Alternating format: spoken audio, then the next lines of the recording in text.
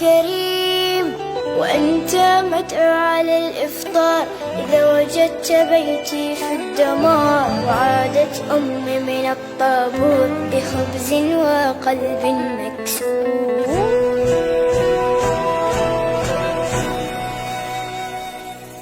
وأذنت مساجد ورنت الكنائس، جيران في الله أبواب بلا حارس. ووصلت مراكب الموت إلى أرض الأحلام دون أن يصبح الأطفال قضية رأي عام. سيدي الرئيس، أنا لا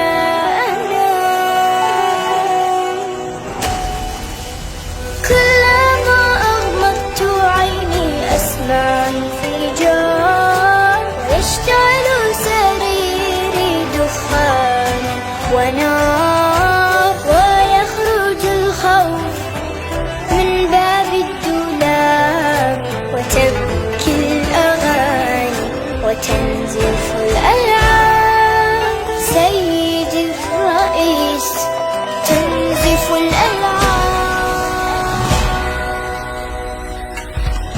سيدي الرئيس، نحن الهاربون، نحن المبعدون، نحن المذنبون، نحن المتهمون بالعبادة، بالعبادة، المحكومون شنقا بالإبادة، الذين قطعت ألسنتنا لأنها نطقت بالشهادة، بالشهادة. سيدي الرئيس،